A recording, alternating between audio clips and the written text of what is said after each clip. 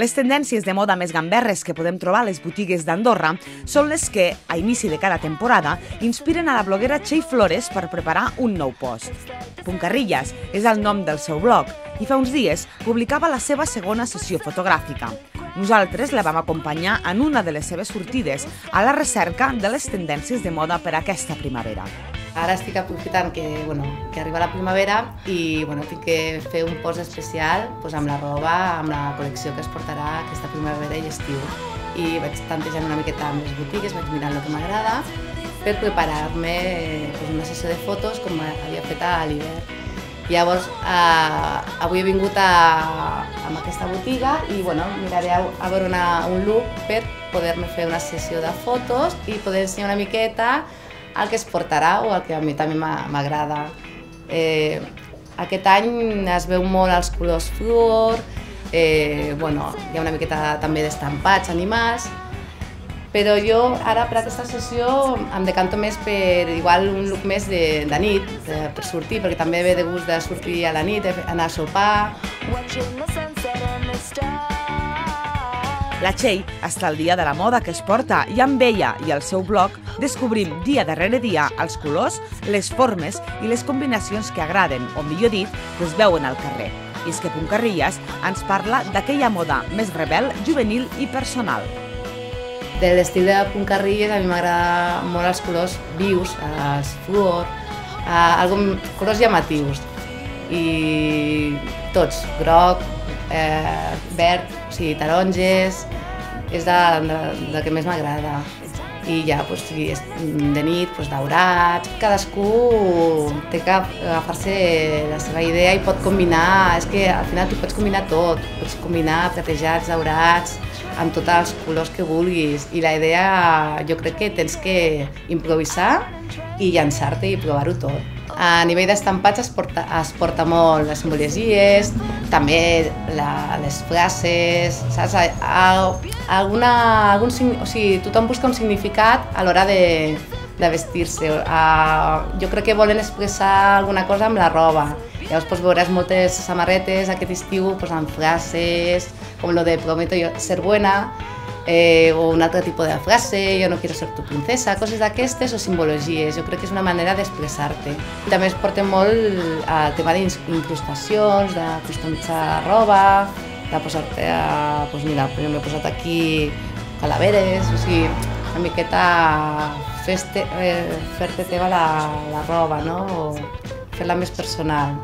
Aquesta primavera es portarà molt els pitillos i també es tornen a portar els pantalons així una miqueta més amples, caiguts. També es porten molt les camises, la combinació d'informal i més arreglat. És una miqueta aquesta combinació. Com jo porto avui, igual una faldilla així una miqueta de cuiro amb la camisa de texana. Així combinacions.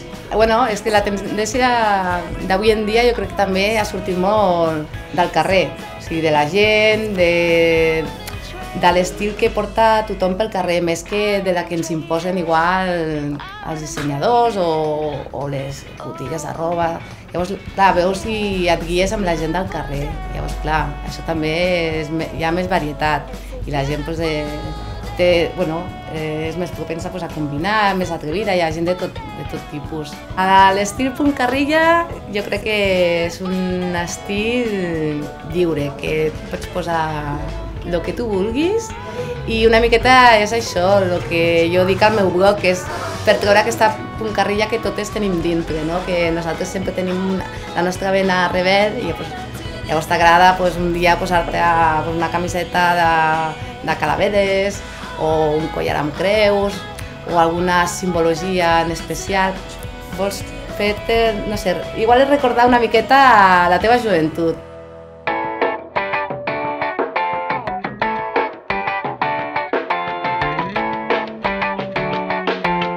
A Puncarrillas hi trobem recomanacions de la moda que agrada a la Txell, però també hi trobem una part del que li agrada fer en els moments de desconnexió del seu dia a dia.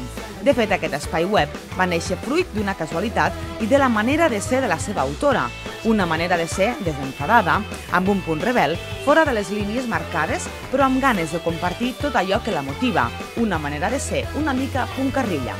Puncarrilles ve també, a veure, de joveneta, amb el grup d'amics i tal, sempre de cachondeo ens dèiem que érem una mica puncarrilles, perquè anàvem a festes, a rave, i érem una miqueta rebels en aquest aspecte.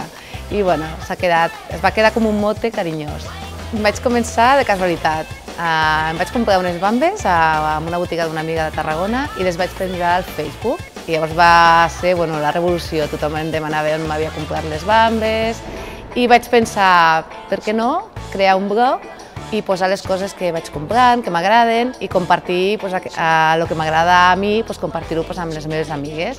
I així ens va sortir una miqueta al Puncarrilles. Pots trobar una miqueta 50% de cada. Intento posar una miqueta també les coses que m'agraden a mi i compartir-ho, a part de l'estil de la roba que m'agrada, i agafar aquest estil més que res per diferenciar una miqueta el blog, però intento fer una miqueta, informar de productes nous que surtin al mercat, que crec que puguin interessar. Si una obra de teatre m'ha agradat, també informar a la gent perquè la vagi a veure, o per customitzar roba. L'essència del blog també és desconnectar una miqueta de la meva feina del dia a dia. Jo treballo en un banc i és totalment diferent al que faig cada dia. Llavors és una miqueta per desconnectar. A mi sempre m'ha agradat molt tot el que sigui les xarxes socials, el tema de fotografia, els blogs. Jo havia tingut un blog de fotos per compartir amb els amics i a mi aquest món m'agrada bastant. Tot això de les noves tecnologies sempre intento estar una miqueta al dia. Ella és una de les 3 o 4 blogueres de moda que hi ha de moment a Andorra i el seu blog està tenint bastant èxit fins al punt que ja té tota una comunitat de noies i dones que la segueixen que ja es defineixen com a puncarrilles, ja que, com diu la Txell, totes en tenim una dins nostre. La visibilitat del blog Puncarrilles i la presència que té a les diferents xarxes socials, a Andorra i a l'estranger, han fet que alguna marca ja s'hagi interessat per promocionar-se a través del seu lloc web. Vaig veure que a Andorra hi havia una mancança, que no hi havia blogs de moda, hi havia 2 o 3, i vaig pensar que seria una bona idea també. Amb el temps que estem ara, que hi ha molta crisi, per ajudar també a les petites botigues a promocionar la roba. I també a mi també m'agrada molt conèixer gent i crec que és una manera molt bona de conèixer la gent. Hi ha una xarxa que es diu Fashionista, que també allà poses el teu perfil i vas penjant la roba que t'agrada, les noves tendències que trobes per la xarxa, i la gent ja és més a nivell internacional, que et segueixen noies igual d'Austràlia o dels Estats Units. A veure, és una miqueta compartir la teva passió de la moda i comparteixes amb aquesta xarxa. El blog ho complemento amb les xarxes socials, amb Facebook, Twitter, perquè és una manera més ràpida d'arribar a la gent, perquè pots penjar una foto al moment o posar un comentari. Llavors, al blog ho faig una miqueta més elaborat. Intento que cada post sigui més treballat.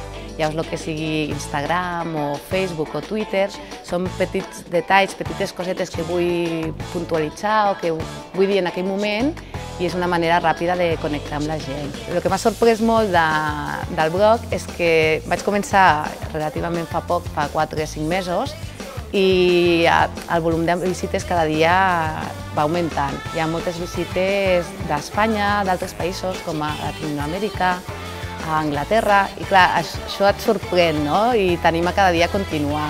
Normalment hi ha un promig d'unes 3.000-3.500 visites al mes, que jo crec que, Déu-n'hi-do, per ser d'Andorra, que és interessant, no?, que la gent et segueixi i tu també segueixes amb aquesta gent que té blogs i comparteixes la teva passió amb la moda, amb viatges, comparteixes una miqueta la teva vida. El blog m'està obrint moltes portes perquè ara també hi ha moltes botigues que estan interessades i em truquen, es posen en contacte amb mi perquè pugui promocionar la seva botiga. I bueno, a veure, és com un trueque, ara tornem endarrere, no? Ara ens tenim que ajudar mútuament i la veritat que jo crec que sí, que m'obrirà noves oportunitats. També hi ha una empresa de la Baixa Espanya que em patrocinarà els esports que faci i, bueno, jo crec que sí.